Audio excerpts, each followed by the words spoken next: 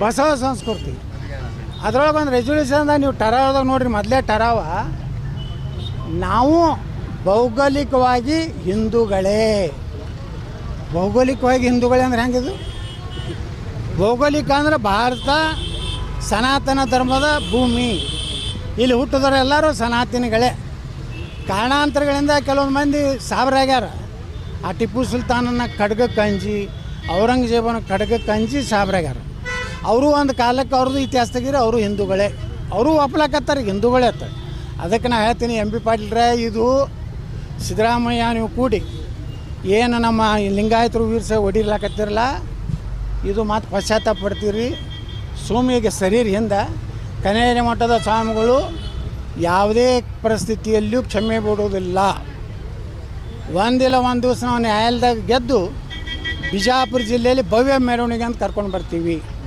ನೀವೇನಾದ್ರು ಉಪದ್ಯಾಪಿ ಮಾಡಿದ್ರಿ, ಆ ಸಭೆಯಲ್ಲಿ ಏನೋ ಗದ್ದಲ ಮಾಡಿದ್ರಿ, ನಿಮ್ಗೆ ಹೆಂಗೆ ಉತ್ತರ ಕೊಡಬೇಕು ಅನ್ನೋದು ನಮಗೂ ಗೊತ್ತಿದೆ, ನಾವು ಕೊಡ್ತೀವಿ. ನೀವು ಸುಮ್ಮ ಮುಖ ಮತ್ತು ತಿಕ್ಕ ಎರಡು ಮುಚ್ಕೊಂಡು ಸುಮ್ಮ ಇರಬೇಕಾಗ್ತದೆ. ಸರ್, ಈಗ ಕನ್ನಡ ಶ್ರೀಗಳು ಏನಂದ್ರೆ ಲಿಂಗಾಯತ ಸಮಾಜಗಳ ಬಗ್ಗೆ ಕೆಟ್ಟದಾಗಿ ಭಾಷೆ ಇಲ್ಲಿ ಶಾಂತಿಗೆ ಧಕ್ಕೆ ಆಗುತ್ತೆ ಅನ್ನೋ ಕಾರಣಕ್ಕೆ ಅವ್ರು ನಾವು ಏನು ಶಾಂತಿಗೆ ಧಕ್ಕೆ? ಆ ನಿಜಗುಣಾನಂದ್ ಏನೇನು ಮಾತಾಡೋಣ, ಲಕ್ಷ್ಮಿ ಬಗ್ಗೆ ಏನೇನು ಮಾತಾಡೋಣ, ನಿಜಗುಣಾನಂದ್ ಹಿಂದೂ ಧರ್ಮದ ಬಗ್ಗೆ ಏನು ಮಾತಾಡೋಣ, ಗೋವುಗಳ ಬಗ್ಗೆ ಏನು ಮಾತಾಡೋಣ, ನಮ್ಮ ವೀರಭದ್ರ ಬಗ್ಗೆ ಇಲ್ಕಲ್ ಸ್ವಾಮಿ ಏನು ಮಾತಾಡೋಣ. ಅವ ಗಿಡ್ಡ, ಆ ಶಿವನ ಮಗಲ ಗಿಡ್ಡ ಅವ ಆತ.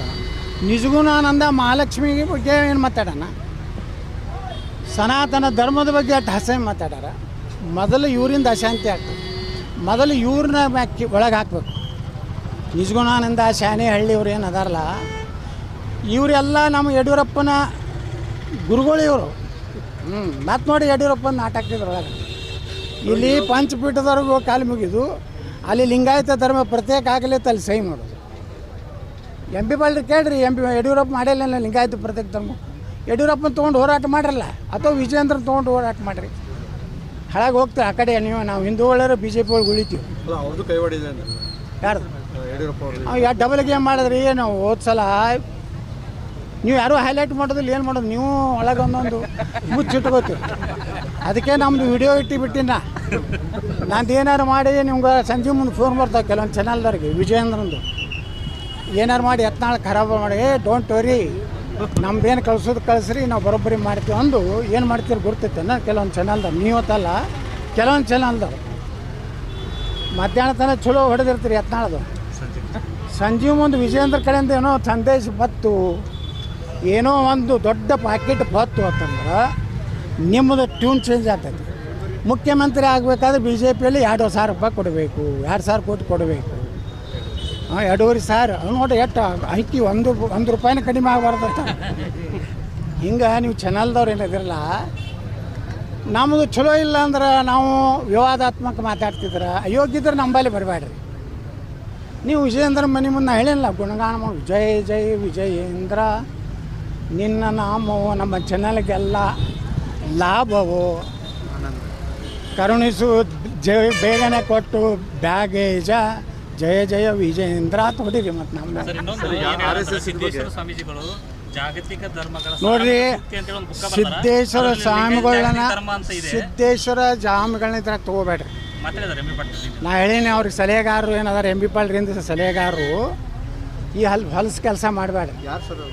ಯಾರದಾರ ಹೋಗಿ ಅವ್ರು ಎಂ ಬಿ ಪಾಟೀಲ್ ಕೇಳ್ರಿ, ನಿಮ್ಮ ಸಲಹೆ ಏನು ಕೊಡ್ಲಾಕತ್ತಾರೆ. ಹಿಂಗಾಯ್ತು ಎಲ್ಲರೂ ಆ ಬಸ್ ಅಂದ್ರೆ ಅಂಥವ್ರ ಹೆಸರು ತೊಗೋಬಾರ್ದು, ಭಾಳ ದೊಡ್ಡವ್ರು ಆಗ್ತಾರೆ. ಎಂ ಬಿ ಪಾಟೀಲ್ ಅಂಥವ್ರ ಮಾತು ಕೇಳಿ.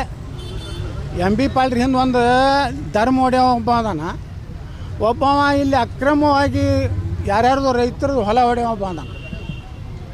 ಇವರಿಬ್ಬರು ದೊಡ್ಡ ಸಮಸ್ಯೆ ಎಂ ಬಿ ಪಾಟೀಲ್ರಿಗೆ.